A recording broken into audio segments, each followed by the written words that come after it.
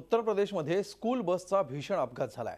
Truck आणि school बसच्या भीषण अपघातात 18 मुलं जागीच ठार झाली आहेत। 40 पेक्षा जास्त मुलंही गंभीर जखमी आहेत। अलीगंज जिल्ह्यामध्ये प्रशासनाने शाळा बंद ठेवण्याचा आदेश दिला होता, तरी पण या आदेशाकडे दुर्लक्ष करून शाळा सुरू ठेवण्यात आलेली होती।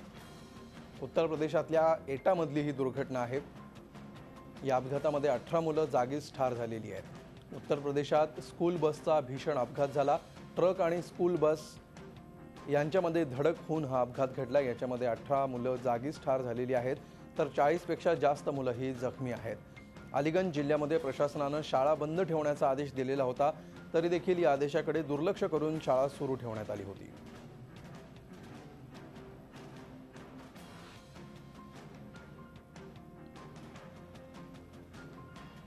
ज्या प्रकारे या बसचा चक्काचूर झालाय त्याची कल्पना या दृश्यांमधून आपल्याला येऊ शकेल। उत्तर प्रदेशातली ही घटना।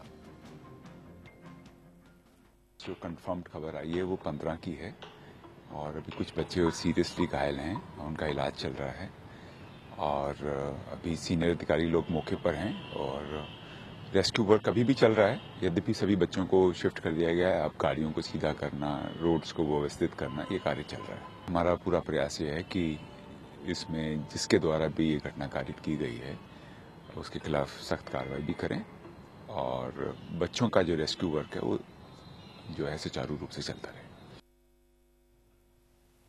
दाट धुक्यामुळे हा अपघात झाला असावा अशी एक शक्यता वर्तवण्यात येते आहे। उत्तर प्रदेशमध्ये सध्या थंडीचा कहर आहे आणि अशा परिस्थितीमध्ये शाळा देखील बंद ठेवण्याचे आदेश जिल्हाधिकाऱ्यांनी दिलेले होते। मात्र तरी सुद्धा या विद्यार्थ्यांना घेऊन ही बस शाळेकडे चाललेली होती आणि यामध्ये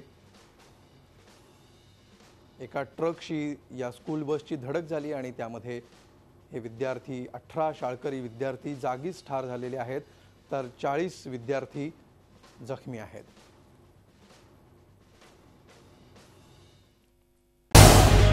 झी 24 तास रहा एक पाऊल पुढे।